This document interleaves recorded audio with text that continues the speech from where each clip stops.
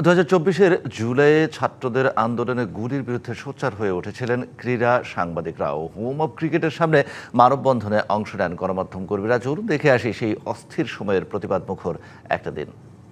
তো সবকিছু মিলে যে পরিস্থিতি তৈরি হয়েছে সেই পরিস্থিতির সমাধান করার দায়িত্ব বর্তমানে প্রশাসনে যারা রয়েছেন তাদের, এবং আমরা চাই যে আমাদের ছেলেরা, আমাদের মেয়েরা, আমাদের শিক্ষার্থী ছাত্র যারা রয়েছে তারা যেন নির্দ্বিধায় এবং কোনো ধরনের কোনো নিরাপদে যেন পড়াশোনা করতে পারে এবং তাদের যে দায়িত্ব রয়েছে সেই দায়িত্বগুলো পালন করতে পারে।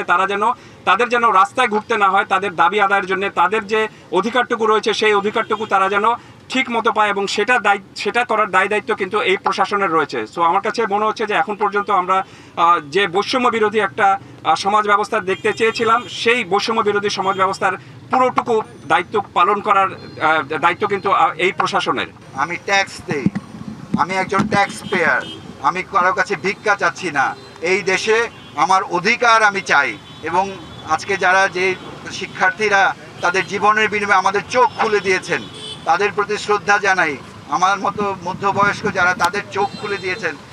বাংলা কিউআর যেখানে নগদ পেমেন্ট সেখানে।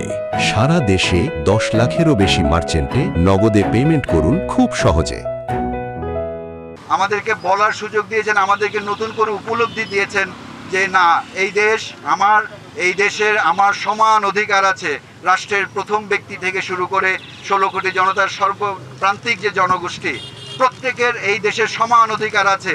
আমরা কোনো শিডিউল কাস্ট নই, কারো দয়ায় আমরা বাঁচি না। আমরা আমাদের অধিকার নিয়ে গর্বের সঙ্গে বাঁচতে চাই।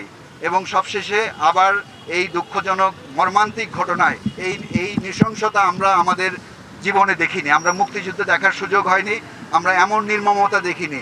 এই নির্মমতার বিচার করতেই হবে, করতেই হবে, করতেই হবে। আমাদের অবস্থান খুব পরিষ্কার। আমাদের অবস্থান হত্যার বিরুদ্ধে, আমাদের অবস্থান নৃশংসতার বিরুদ্ধে। আমরা কোনোভাবেই চাই না যে আর একটা প্রাণও ঝরুক, সে যে গোত্রেরই হোক। তার গায়ে কোনো কিছু ট্যাগ আছে নাকি তার গা থেকে কোনো বিশেষ পারফিউমের সুবাস বের হয়, সেটা আমাদের কাছে বিবেচ্য না। আমরা চাই মানুষকে মানুষের মূল্য দেয়া হোক। তার কারণ মানুষ মানে মানুষ, প্রতিটা প্রাণী আমাদের কাছে সমান। যেসব প্রাণ ঝরেছে, যেসব আমি বলতে পারছি না। আমি গত কিছুদিন আমি খুবই ডিস্টার্বড। আমি মানে এত রক্ত ঝরেছে, এত রক্তের স্রোত দেখেছি আমরা, মানে এটা নেয়ার মতো না। তো সেই জায়গা থেকে আমরা যে বক্তব্য, যে দাবি নিয়ে দাঁড়িয়েছি এখানে, প্রতিটা হত্যার বিচার হোক, প্রতিটা মানুষের অধিকার সংরক্ষণ হোক।